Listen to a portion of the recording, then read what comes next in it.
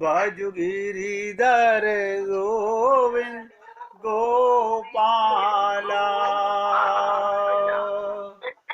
भजु गिरिधर गोविंद गोपाला, भजो मुरली मनोहर नंद लाला, भजो मुरली मनोहर नंद लाला, भजो गिरिधर गोविंद गोपाला, भजो गिरिधर गोविंद गोपाला। बोलिए वृंदावन बिहारी लाल की जय। जय जय श्री राधे, जय जय श्री राधे। सभी भक्तों से निवेदन, आज से 1 मास तक धनुर्मास पर भगवत कृपा, लक्ष्मी कृपा, मैया कृपा की चर्चा आप भक्तों के साथ की जाएगी। सबसे पहले उसकी थोड़ी सी भूमिका, उसके बाद में प्रथम पासुर से हर रोज एक पासुर की चर्चा, भगवान की लीला, भगवान का भजनामृत आपके साथ शेयर किया जाएगा। सभी भक्तों से निवेदन है, बहुत एकाग्रचित्त होकर सुनेंगे।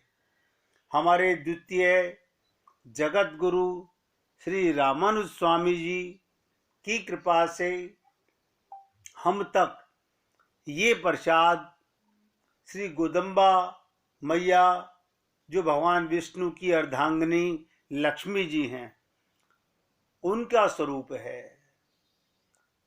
हमारे रामानुज स्वामी जी कहते हैं, असार मल सारंच सारम सार तरम त्यज्ये, भजेत सारतम शास्त्रे रत्नाकर इम्बामृतम। एक श्लोक ध्यान से सुनिए। हमारे 4 वेद, 6 शास्त्र और 18 पुराण हैं। मैं शॉर्टकट में आपको हिंदी में समझने और समझाने का प्रयत्न करूंगा।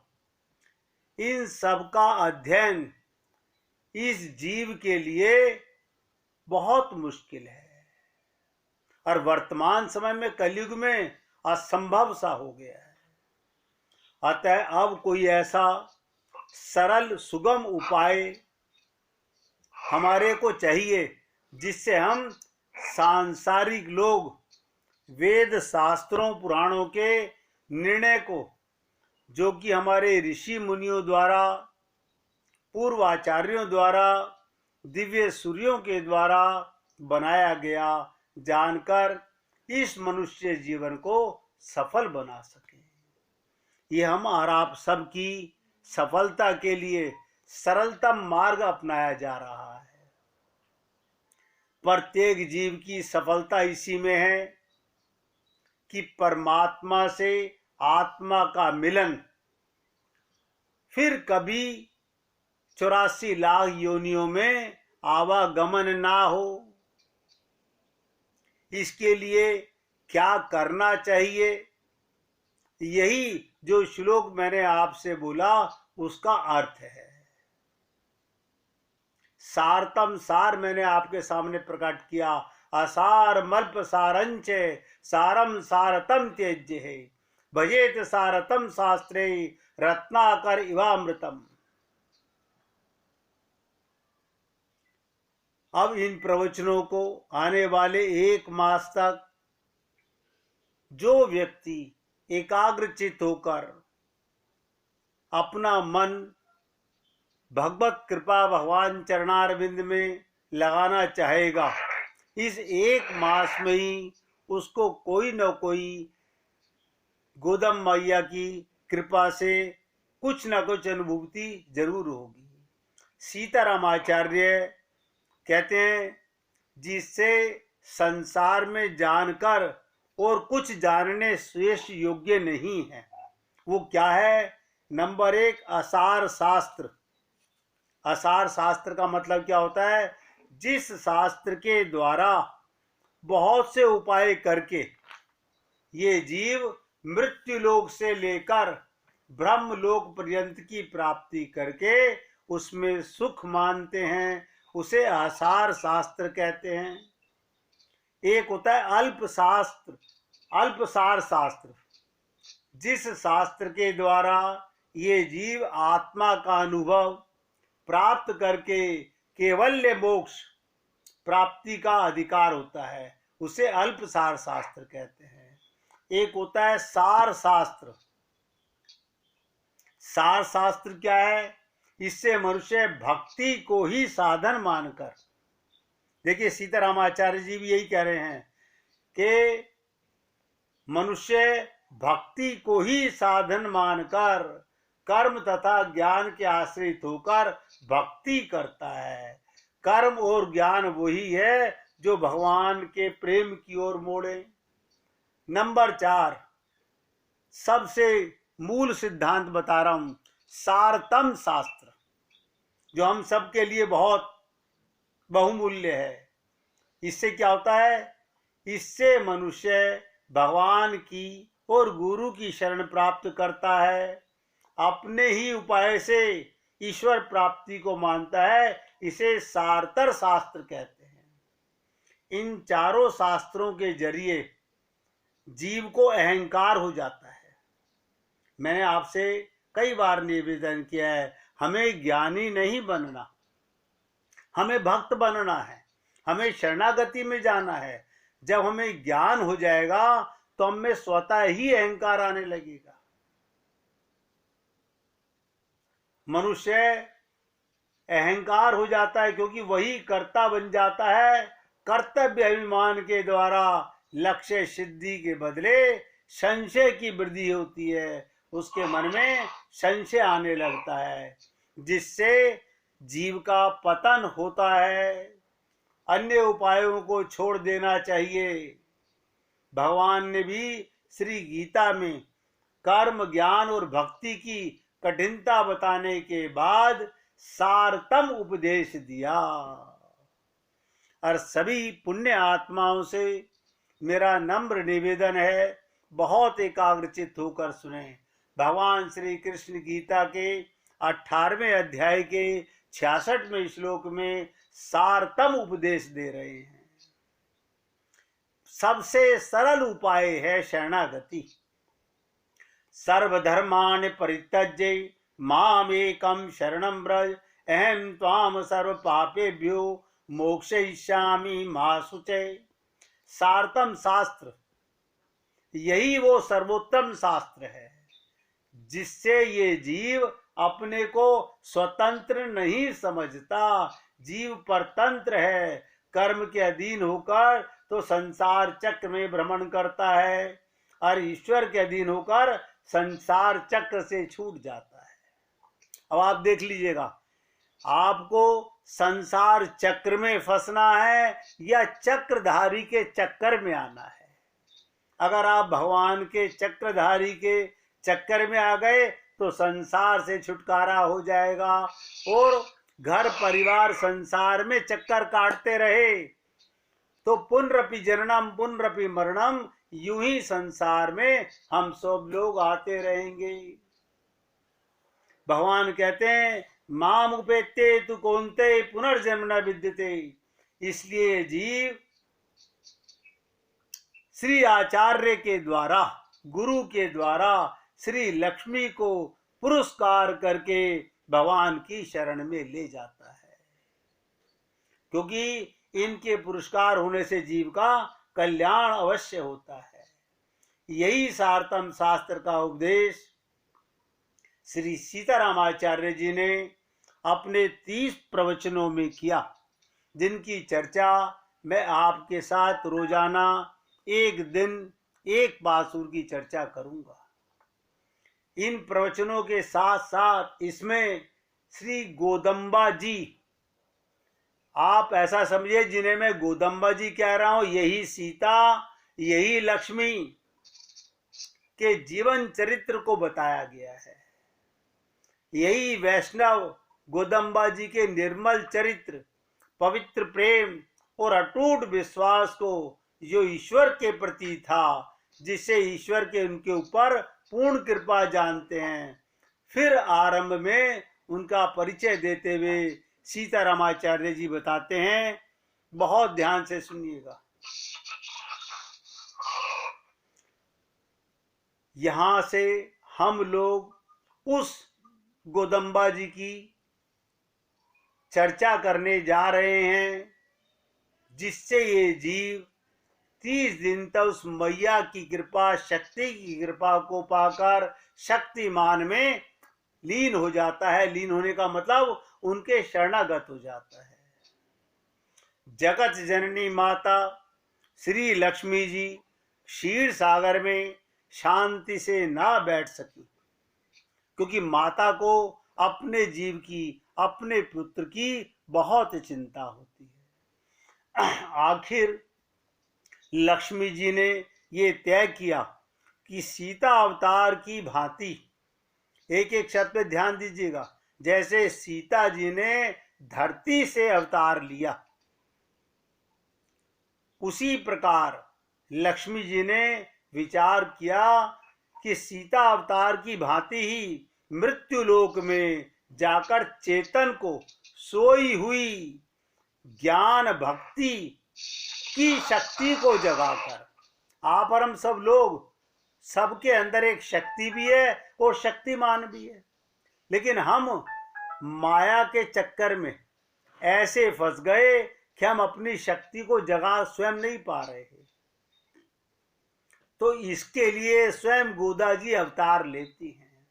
लोगों को उस वक्त की ये भावना सता रही थी कि द्वापर के बाद अब जब कलयुग आ गया, भगवान का मिलना अत्यंत दुर्लभ है। ऐसे उदासीन भक्तों को साक्षात्कार भगवत दर्शन दिलाने के लिए गोदम्बा जी ने शास्त्रोक्त विधान के अनुसार अपने जीवन में ही साक्षात भगवत प्राप्ति करके, ध्यान से सुनिएगा, गोदम्बा जी स्वयं भगवान श्री कृष्ण को पाकर हमारे को मार्ग प्रशस्त करती हैं। सामने एक उच्च आदर्श रख दिया। स्वामी जी कहते हैं, इससे सरल मार्ग कोई नहीं हो सकता, जिसे मैं आप लोगों से अनेक बार निवेदित करता हूँ। जिन भक्तों को याद है वो गाएंगे, और जिनको याद नहीं है वो केवल आंखें बंद कर अपने कान को श्रोता बनाकर सुनेंगे। इस देह में हरि मिलत हैं, इस बात को भूलना नहीं। मन इंद्रियां बस है नहीं, कली काल का अति जोर है।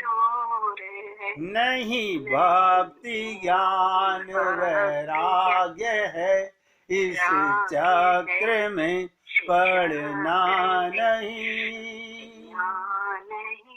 दो पंथ हैं हरि मिलन के, एक सूत्र दूसरी हरि कृपा। निज कृपाश्रित को सुगम हरि, संशय में करना नहीं। हमें एक मास तक क्या करना है? बैठत उठत घूमत फिरत बस यही नाद लगाए दे। नर देह जिसने दिया सो प्रिय, दरस आए दिखाई दे। यों ही करत कछु दिवस में बेचैनता बढ़ जाएगी, फिर आप ही वह मधुर मूर्ति अंक भर लिपटाएगी। अब बहुत एकाग्रचित होकर सुनेंगे। अतः उसी समय जब लक्ष्मी जी ने विचार किया, उन्होंने अवतार लेने के लिए पांडे देश के धनवंतरीपुरी में, जो एक चोल देश के दक्षिण में था, स्वामी विष्णुचित स्वामी के घर, जहाँ सप्त सागर नाम के पुण्य तीर्थ स्थान में भगवान स्वयं क्षीर सागर को छोड़कर बट पत्रशाही हो वास करते हैं। स्वयं भगवान क्षीरशाही सागर को छोड़कर बट पत्रशाही में वास करते हैं। जिस धनवीपुरी से 5 योजन दूर वही दक्षिण मथुरा नगरी थी। आषाढ़ मास के कृष्ण पक्ष चतुर्थी में सोमवार के मध्याह्न के समय पूर्वी फाल्गुनी नक्षत्र में तुला लग्न में चेतन का उद्धार करने के लिए, जीवों का अवतार करने के लिए गोदा मैया ने अवतार लिया। इनका जन्म सीता जी की तरह जमीन से हुआ। इनका अवतार रामानुज स्वामी जी के पूर्व में हुआ था। इनकी गणना रामानुज संप्रदाय के अनुसार आलवारों में की जाती है। हमें मैया का अतिथि सत्कार, कृपा सत्कार करने के लिए सब लोग प्रेम से गाएंगे। श्री गोदारंगे भजो रे मन, श्री गोदारंगे, श्री गोदारंगे भजो रे मन, श्री गोदारंगे, श्री गोदारंगे भजो रे मन, श्री गोदारंगे, श्री गोदारंगे भजो रे मन, श्री गोदारंगे,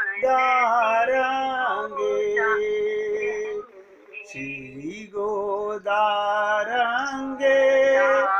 भजो रे मन, श्री गोदारंगे। अब सभी भक्त लोग ध्यान से सुनिएगा। गोदा जी ने हम जैसे जीवों का कल्याण करने के लिए अवतार लिया और स्वयं को माध्यम बनाकर कैसे जीव भगवान को पा सकता है, सरलतम मार्ग बताने का प्रयत्न किया। इनका नाम गोदा रखा गया। ये दिन दुगनी और रात चौगनी बढ़ने लगी। उनके दिव्य लक्षणों और दिव्य कृत्यों को देखकर विष्णुचित स्वामी जी उन्हें श्री जी का अवतार समझने लगे थे। स्वामी जी के प्रवचन और स्तुति को सुनकर ये लड़की भाव प्रकट कर अनन्य भाव से प्रभु में लीन हो जाती थी। इन्होंने व्रत लिया था कि मैं रंगनाथ भगवान जो मंदिर में मूर्ति के रूप में विराजमान है, उन्हीं से विवाह करूंगी। जबकि उनके पिता विष्णुचित स्वामी ने कहा, इस कलयुग में ऐसा करना संभव नहीं है बेटी। गोपियां तो इस वास्ते सफल हुई थी, उसमें भगवान कृष्ण अवतार के रूप में विद्यमान थे, लेकिन यहाँ तो भगवान मूर्ति रूप में विराजमान है। किंतु बहुत ध्यान दीजिएगा, गोदम्बा जी को पूर्ण विश्वास था कि भगवान भक्त के बस में रहते हैं, अतः यही होगा। अपने पिता से इन्होंने कहा, मैं ही गोदम्बा जी से विवाह करूंगी। भगवान को कैसे निरहेतु की कृपा, क्योंकि जाकी रही भावना जैसी, प्रभु मूरत देखी तिन जैसी। गोदम्बा जी ने जब सुना कि भगवान ने विवाह करना मंजूर कर लिया, तो वह भगवान को प्राप्त करने के लिए विचार किया कि कैसे भगवान को पाने का सरलतम मार्ग बनाया जाए। तो गोपियों ने मार्गशीर्ष मास में जो कात्यायनी का व्रत किया भगवान श्री कृष्ण को पाने के लिए, वही मार्ग गोदम्मा जी ने हम लोगों के लिए अपनाया। इसीलिए कहते हैं कि जाकी रही भावना जैसी। अगर आप चाहते हो भगवान मुझे इसी अवतार में इसी जन्म में मिले, तो अवश्य मिलेंगे। लोगों को अपने आप पर विश्वास नहीं रहा। उन्होंने कहा अभी भगवान मूर्ति रूप में हैं, मंदिर में विराजमान हैं, वहां तो स्नान के लिए यमुना जी थी, यहाँ यमुना भावना है। ध्यान दीजिएगा, मैं जो आपको 30 दिन तक ये कथाएं सुनाऊंगा, प्रत्येक आत्मा गोपी भाव में आकर के यमुना जी को भावनात्मक हमें स्नान करना है। और आपको मैंने कहा भगवान को सबसे बड़ी पूजा कौन सी श्रेष्ठ लगती है? जो भावना से की जाती है। यमुना जी भावना है, किंतु भगवान के ही आश्रित होने की वजह से अनन्य भाव से भगवान के श्री चरणों का एकमात्र सहारा पकड़ लेने के कारण गोदम्बा जी का स्थान गोपियों से भी ऊंचा चला गया। क्योंकि उन गोपियों को तो भगवान मिलन के बाद वियोग सहना पड़ा, लेकिन गोदम्बा जी हमेशा के लिए मंदिर में मूर्ति रूप से विराजमान श्री अर्चा भगवान से विवाह करके उन्हीं में समा गईं। अगर आप और हम सब लोग ये चाहते हैं कि हमारा कल्याण, हमारा परम पद इसी जन्म में हो, हमें दूसरे जन्म पर इसे नहीं टालना। तो देखिए, मैं आप सबसे निवेदन कर रहा हूं, भगवान को पाना किसी जन्म में कठिन नहीं है। इतनी कृपा मान के चलिए, अगर हमारे साथ मनुष्य शरीर का मिलना ये ईश्वर की कृपा है, और गुरु संग होना ये ईश्वर की कृपा है। तो तीसरी चीज हमें जो करनी है उसे बोलते हैं प्रेम पिपासा। अब प्यास आपको जगानी है भगवत प्रेम की। अगर आपके मन में भगवत प्रेम की पूर्ण प्यास है और दृढ़ संकल्प है, तो भगवान को आपके साथ अपना संबंध आप भावना से बनाओगे, भगवान उसे साक्षात्कार अपनाएंगे। अगर आपने संबंध नहीं बनाया, उपाय भक्ति नहीं की, तो भगवत प्रेम नहीं पा पाओगे। कल तक जो मैं आपके साथ दिव्य स्वार्थ की चर्चा कर रहा था, अब 30 दिन तक उसे कृतार्थ करने का गोदम्बा जी की कृपा से प्रयत्न करेंगे। अब आप सब लोग 1 मिनट तक उच्चारण करेंगे।